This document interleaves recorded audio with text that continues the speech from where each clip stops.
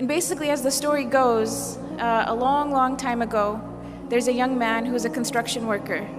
And he's working on the construction of a masjid, of a big grand mosque. And at the completion of the construction of this masjid, the sultan who ordered the construction of the masjid, he wanted all of the construction workers to leave.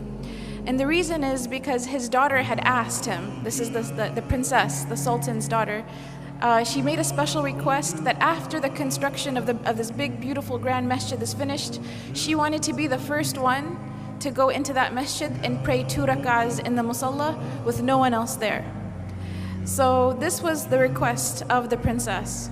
So as the masjid is finished, the construction workers leave. And this one construction worker, he was falling behind. He was late. And he didn't realize that everyone else had already left. And they had allowed the princess into the masjid to go pray. So as he's leaving, he catches a glimpse of the princess inside the musalla of the masjid praying 2 rak'ahs of nafl. And the scene was just so incredible to him. It was such an amazing scene. And he basically just fell in love with the princess. It was just a very beautiful image to him, and he fell in love with her. And it became more than that. He became infatuated with her. So when he came home, he told his mother about what had happened, and he said, "You have to go to the sultan and ask for the princess's hand in marriage." And the mother said, "I can't do that. You're a construction worker. No one's the sultan's not going to have his daughter marry you." But this construction worker became infatuated. He couldn't work. He couldn't think. He couldn't eat. He couldn't sleep. He was just in a miserable state. And the mother, out of fearing for her son and his well-being, she realized that if she doesn't do something, he may die because he's refusing food and water at this point.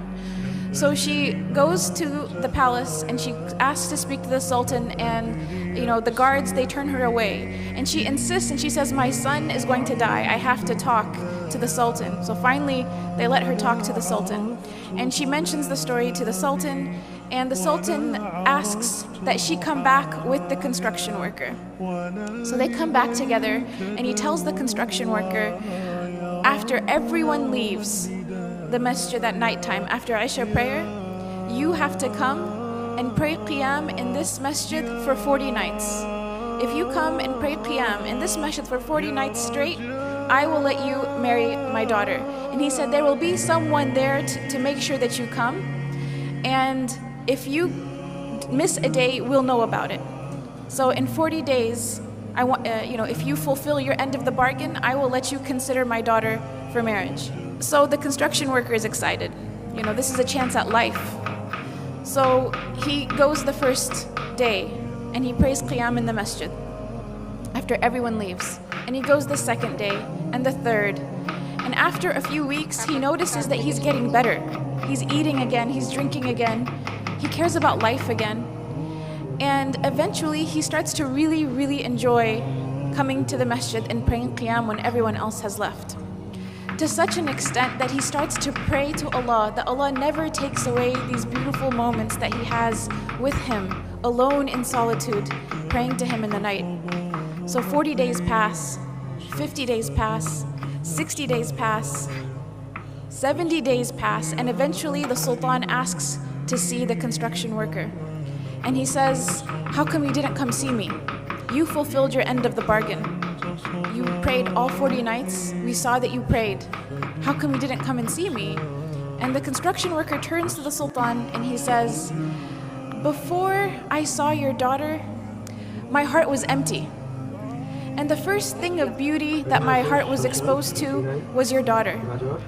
And that's why it grabbed onto that experience. But then after I started praying in the masjid for 40 nights, my heart witnessed a beauty that was much greater than her. My heart witnessed a beauty that it has never felt before." And he tells the sultan, he goes on to say, "Thank you so much for offering me your daughter to consider, but I am happy where I am and I am in no need of her." And he goes on his way. And he doesn't marry the princess because he had found a love and a beauty and a happiness that was much greater than just seeing the princess that one time. And this was the love of Allah subhanahu wa ta'ala. This is the beauty of a close relationship with Allah subhanahu wa ta'ala.